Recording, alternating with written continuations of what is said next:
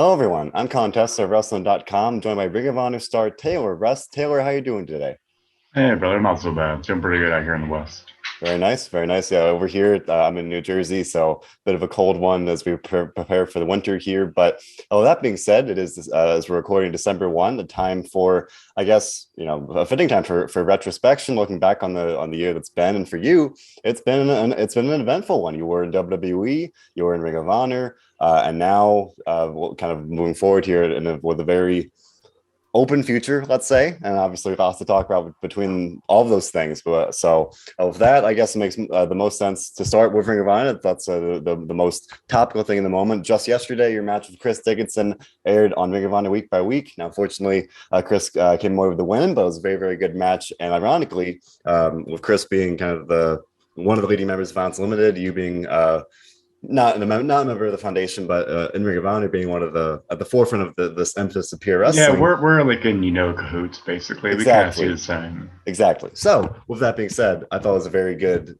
clash of the two styles, and a good a showcase of that pure wrestling style there. So, I guess off the top here, what was it like facing Chris Dickinson and on Ring of Honor programming? Dickinson's one of those guys kind of on top of his game right now, man. Like he's really like probably better than I think I've ever seen him before. And he is just pure and like a ball of intensity, you know what I mean, in that ring. So I really thrive in an environment with those guys, those kinds of people, because that's gonna bring out the best of you always.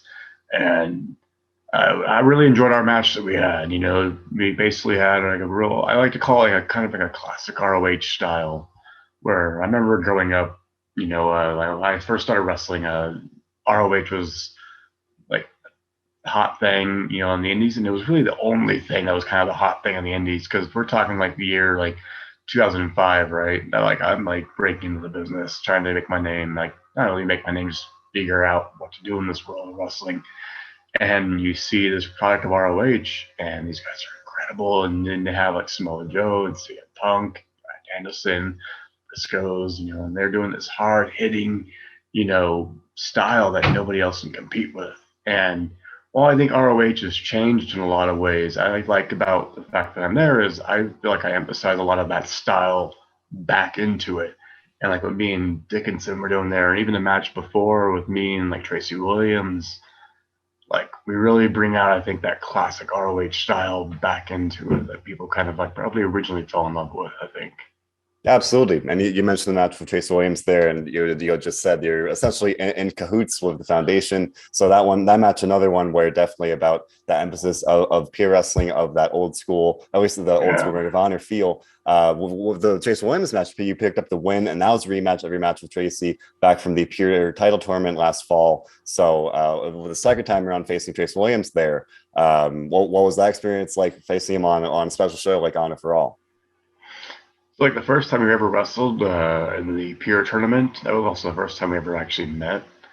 And it was very interesting because of that. Like, oh, we've never actually really talked ever, even in the circuit. We'd never been in locker rooms together. So it was a very interesting interaction we had, but we just had really good chemistry. And the second chance to kind of go at it with each other, we were definitely a lot more comfortable with one another. We knew each other, a good bit more. And I felt a lot more naturally confident about like, hey, I don't know how this is going to go, but I can tell it's going to be good already. So Tracy Williams is a good dude. Me and him have really good chemistry naturally, and again, one of those guys that likes to emphasize, technical wrestling and telling a story on the mat. So it's an interesting thing when you can get two people, I think, that have really spent like their careers focusing and training themselves to be able to tell a story on the mat, because that's kind of an art form that's not like a lost art, I want to say, but just one that's hard to come by more so nowadays. A lot of times I find people in wrestling schools and I'd say, hey, let's just warm up with rolling around a little bit. The first thing I usually get told is, okay, I'm not very good at that though. And it's like practicing all these spots, but you don't try and practice The your basics, your in a way. basics. Yeah, yeah. And like, I'm a pretty go-to basics kind of guy. That's pretty much most of my stuff, man. And I'll say it all day long. It's pretty much what I do is just most of the basics, but like do the basics very well. And if you do the basics very well, I mean, I've been doing this stuff for 17 years now consistently, and I've never had major injuries, knock on wood, with it. And I always attribute to that to, hey man, I do the basics very well, and it give you a long career if you're able to do this actually, efficiently. I think so. Would you say that's Do it. kind of a general, I don't want to be too critical, but a general kind of observation maybe for wrestling here today, where it is a lot of this emphasis on spots or high flying and maybe some more of the flash, but a little less of the stake, if you will, a little less of an emphasis or importance or preference for the basics for as you were saying a minute ago, that kind of mat based style. What do you say the business has kind of changed or is changing in that way to something to that effect? Yeah, I mean, it definitely has, but it's not to say that's a bad thing either. It's everyone's got their own taste. Everyone has their own style. Some people prefer, to watch and see a more high flying esque, style, more high impact match. Some people might say what I do when the mat is boring, and I mean, everyone's got their own state, their own taste and style, and it's not that either opinion I think is incorrect for it. It's just about how you prefer to go about it, and I mean, I'm 34 now, so if I had done, I was doing a lot of high impact stuff early on in my career, in like my PWG days when I was doing stuff in Japan, right?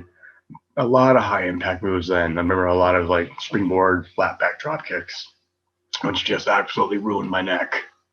And because of those days, now that I'm still doing this 10 years after it, like it's like, hey, I gotta like find ways to preserve myself, but keep it going long term, I mean, for a good career in this business.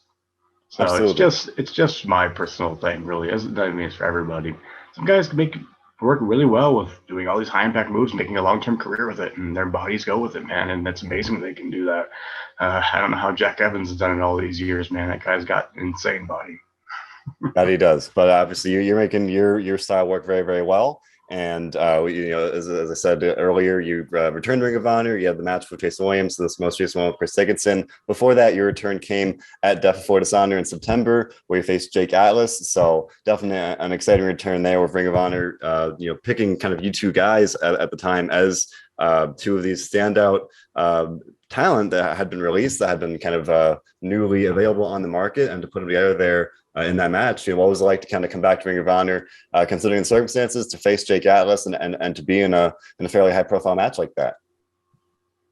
That was very comforting, I would say, because shitty feeling always you get released. It's like we all know what we signed up for realistically, so I'm not going to blame anybody or any of them even for that. I mean, we all know what we signed up for. So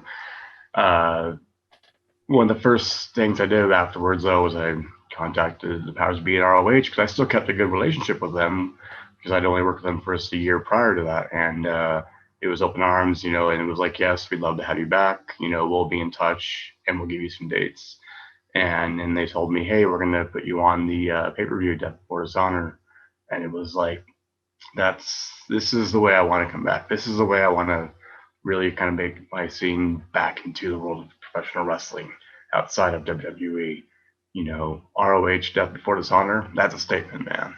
If I come back and I just appear on some local town's, independent show, not knocking it, but like I'm past that stage in my career, man. Like if that's all I'm worth anymore, then I probably shouldn't wrestle. I don't think. I think my time might be done. So staying in these high profile events is very necessary, I think, for me at least, my own personal standings, to be able to show that your worth is constantly there. It's not so much you have a good match, it's where you're having a match. Exactly. I've had countless very, very good matches in nowhere knows it, Oregon. And I got tired of those days a long time ago. Now it's really, really important to me to be able to have these outings where it matters and when it matters, because otherwise you're not really growing and advancing yourself. And so pushing for it, maybe it might be hard to come by, but pushing for those events, pushing for those high profile times, that's really essential, I think, in your growth, making it worth it. So Death Before Dishonor with Jake Atlas, for ROH, that was definitely just a cosmic feel to come right back into that fold with them.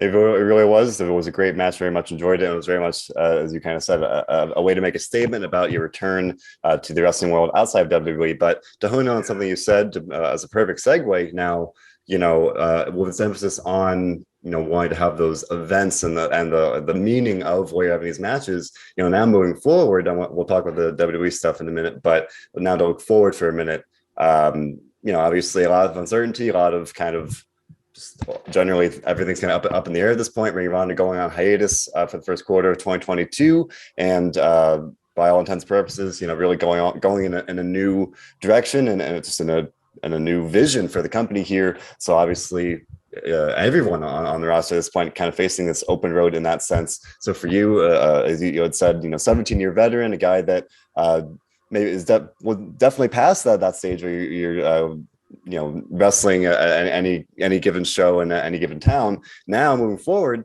I mean, and the wrestling world being what it is, the independent scene is very, very hot these days, but the opportunity, trying to be positive about the opportunity to be on the open market, on the open circuit there, what's kind of your mindset about this next chapter as you prepare for whatever's next? Well, going forward, firstly, I'll be with New Japan Strong coming up here for their dates. So you'll be able to see me touring around with them a good bit. That'll be very fun.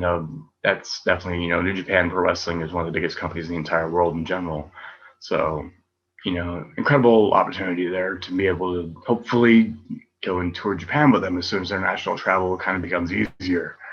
The independents around the States, and again, not that I'm not open to doing any dates around. It's just it's never been like the biggest priority, I think, at my point right now, because there is so much talent out there. I think that is very, very eager and hungry to prove themselves, and God bless them for it, man. They're willing to go out there. You can just see the life in their eyes when I see them in the ring, in the locker rooms, and I meet them. The people I haven't seen in a long time, and I just see how energetic and enigmatic they are still to be like in those ring, getting the opportunities that they're getting, because it is still a boom period for the independents, and it's incredible because I can name a good few guys that like they're their own little undiscovered diamonds. You know what I mean? They're just waiting for someone to kind of come along and like pick them up. And like these guys are incredible talents, and they've been incredible for years, but it just needs to get kind of like the right time, right place for them in order for them to be able to shine. And I hope that those days are coming soon. A lot of these good people I know from the West, there's a lot of markets coming out here open, I think, and it's going to give a lot of highlights to people from the West Coast. And it's hard to break out of the West Coast, man. It's been for a long time because it's always been considered kind of like an island in the independent wrestling world, just because like you drive for like 6 hours out around the East and you go through like 3 or 4 states. You drive through 6 hours on the West and you've gone through nowhere. You're still in California. Right. So, and there's not any big companies that are based out this way. They're all based out usually out East, and the West are like nothing's based out of the West Coast. So it's kind of always been a hard place to grow out of in the independent wrestling world. But it seems like those days are kind of at an end right now, and there is a lot coming out this way. It seems that there is a lot opening up out in the West. And I mean, if I can be any part of it, I would love to, but at the same time, we'll see where it goes. I don't know. Open optimism. Yeah, absolutely. I was worried you had done some work with New Japan Strong. I wasn't sure if that would be the case moving forward. So now you say that, I've definitely come to appreciate New Japan Strong. It's this very strong, pun intended, strong assembly of talent, from across the wrestling world. So with you being, do some more work with them, do you have anybody kind of at the top of your list of people you'd want to face, at least among people there, now that you will have the opportunity? Man, New Japan is a hotbed for incredible talent. That's kind of a hard one. I mean, is Koji Kanemoto still wrestling? I'd love to wrestle that guy. Let me see. Who would be really... there's a lot of... As far as New Japan Strong, we're going to say New Japan Strong. These USA guys, man. I don't know. Probably Tom Lawler. My old teammate, Tom Lawler. I think me and Tom might have a last unfinished, business in the ring to do still. You heard it here first, folks. That'd definitely be a very, very exciting matchup there. So, and among many others, obviously, as we've been talking about here, the wrestling world is definitely, you said it's a boom period.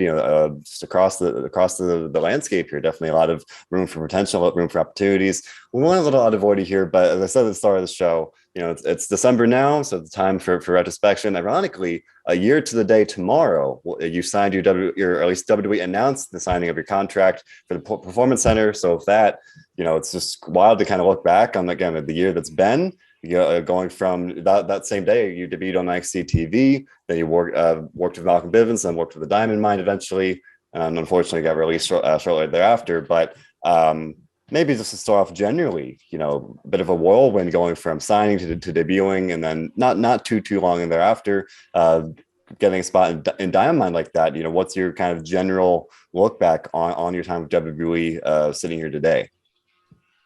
Nothing but good. I mean, the entire time I was there, it went very, very well, man. It was treated very well by the powers that be, all in charge. The coaches were always incredible. Got to work with some incredible, athletes, and even the guys that are the Diamond Mine right now, they're incredible dudes, man. I can tell you right now, they're going to do some amazing things. Those Casper brothers, they're incredibly talented. Roderick Strong really is a great teacher, and he really fulfills that role, I think, a lot. And Malcolm was nothing but like, Malcolm is a great dude. We didn't really know each other too well outside of before we started working together there in WWE. We just never worked in the same companies really, but we knew a lot of the same people, so it was easy to connect right away once me and him started working together, and we just had good chemistry together right away, and I enjoyed it, and he was a good dude, man. I miss him. We still talk. It was a good time, and I mean, yeah, the last year, man, it's been completely very fulfilling. Been very, very fulfilling, I would say, man. No bad taste about it at all whatsoever. So, made a lot of money, got a big name out of it, and we'll see what happens going forward. If you had to pick, I get you got to have, several opportunities with your time in WWE, but if you had to pick kind of a favorite match, favorite moment between your work, did some work with Timothy Thatcher, did some work with, you were talking about Bivens there, and also just with the Diamond Mine, anyone particularly stand out looking back on it? Favorite match would probably definitely be the Tommaso Ciampa match. It was a good moment where like, hey, just go out there and like just let's see all your stuff. And I was like, okay, cool. And he's amazing in the fact that he's been there for so long, right? And he's the guy that could easily try and like procure his spot and safeguard himself. But he was like, yeah, give me all your stuff. Let me see, like, give me everything you got. Like, let's put it out there. Let's let him see it. So props to Ciampa for always trying to be one to always trying to help the new guy coming in get over. That's something he's definitely renowned for, and deserves a lot of respect for that. So otherwise with NXT here, as someone that had been there, you came in at a very interesting time. Obviously, maybe not so much immediately when you came in, but shortly right around your departure, or like not too long before that, but especially after the NXT brand definitely made some drastic changes to the roster, to the personnel, and obviously to the surface with the NXT 2.0 rebrand, where we've seen much more of an emphasis on characters and everything. And I just feel kind of compelled to ask, as we were talking about earlier, for you, a guy that very much, more of this mat-based wrestling, more of this, all about the basics, and in Ring of Honor, very much what we've seen has been this emphasis on pure wrestling for you.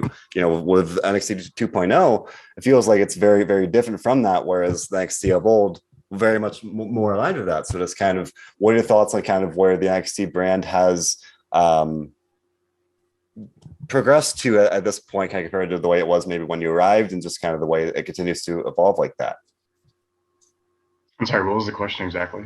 Just like, especially quite literally, NXT has a show on Sunday. It'll be the old school versus the new school. So it's they're literally making a whole thing of it, of the way the NXT used to be, which was very much, wrestling. And I was saying, for you, a guy that's, as we were talking about, very, mat based, the basics, and very much in Ring of Honor, that pure wrestling kind of sense, whereas the new school on NXT, the 2.0 kind of thing, very much more flash characters, very much seemingly in contrast to that. So just kind of as someone that was there when it was still in that NXT of quote unquote of old style, the NXT the black and gold brand, if you will, as we see it now, just kind of your general thoughts on that progression as someone that had spent some time there. It's definitely a big switch.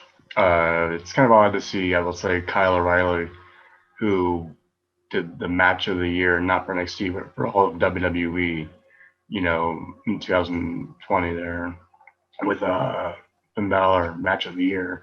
And now he's just a tag team guy, not getting entrances, it looks like. It's kind of odd. Incredibly, one of the best wrestlers they have in the entire company, WWE. And just utilizations just changed, different format, different style they're trying to do, and it's just a different. They were just, I don't know, man. I mean, it's kind of hard to say about that, you know what I mean? 'Cause it's not like it's bad, it's just different. It's a different style, different flavor. Like I said, like with Matt Wrestling, I said that's my style. It's not everyone's style. It's not everyone's taste. It's my taste. This is what I prefer. Some people don't prefer it. Some people think it's boring. So it's kind of like that with, I think, the new NXT. It's not my taste, but some people it is, I think. Some people like it. They enjoy it. They enjoy the flashier content. They enjoy the more charismatic characters that are coming out with it now, I think. And nothing wrong with it. That's the WWE style. That's what they're doing now. And, everything in time always comes with change. Everything's always going to be change and adapt throughout life. And I think that's just where NXT's at now. It's just, hey, that was NXT, and it was great while it lasted, and now it's time to change and adapt, and do something different. So, and that's the beautiful thing of wrestling. Whether you like it or don't. In this case, well, if you like the new style or if you don't, whatever it is, there's always plenty. You're able to find whatever style that you do enjoy anywhere across the wrestling world here. So to circle back and wrap up, as you kind of move forward here with your career, we're talking about kind of looking for those meaningful opportunities. We're talking about some of the work that we're doing with New Japan Strong, but maybe in a more broader sense, do you kind of plan to, we had talked about maybe not in this, doing any random show, but would you ideally want to be signed somewhere? Like if you had a goal, let's say for a year from now, would you want to have another kind of full-time deal, or would you want to kind of have the freedom to do New Japan Strong among other things? What's your kind of thought about maybe some of those kind of goals moving forward? I mean, ideally, yeah, a certified deal would always be, I think, the best option. That's at least always to know your bills are being paid every month without having to always constantly do the hustle for getting the bookings. But at the same time, there's nothing against it, and as long as I'm able to keep it up and wrestling is staying profitable, then I'll stay in the industry. But when the day comes that, hey, I'm not profitable anymore, when the day comes that it's like maybe you need to take a step back and reassess things, then maybe that's the day that I decide wrestling's not for me anymore. Maybe my time has come at that point. As long as it stays consistent right now, and right now it is. It's going very well. There's a lot going on. Lucha Vavoom's also going to be returning soon, and I'm very good connections with Lucha Vavoom. So those are really fun shows if you're ever out on the West Coast and you can get a chance to check them out. Check out Lucha Vavoom. It's a one-of-a-kind show to see. You know what I mean? So as long as there's still a place in the world, regardless if it's with a contracted company like AEW, or if ROH returns and they start doing contracts again, or New Japan, or if it's not that, then it's just freelancing throughout the wrestling industry, which is really simply what the original wrestling world is always based around. Like, hey guys, we just go from territory to territory, whatever it be, as long as it's profitable and it's working, then it's working. But for me right now, I think I'm just kind of taking it as it comes and seeing how this next year is and assessing it kind of, day at a time, man. That's all there is to it, and very much fingers crossed that will go well for you. That will have a very bright and promising future, which I believe you do. So with that, do you want to plug any socials or anything like that before we get out of here? Just the Twitter and the Instagram, brother, at _Taylor Rust. I mean, I'm not the best guy at social media, but it's there. Follow me, check it out. I don't know. There. Well, there you go. Well, Taylor, I thank you so much. Thank you so much for your time today. I wish you the very, very best in moving forward. And obviously, again, it's been quite an eventful year, and here's hoping that 2022 is even more, as you said, fulfilling. See you all at Final Battle. Indeed.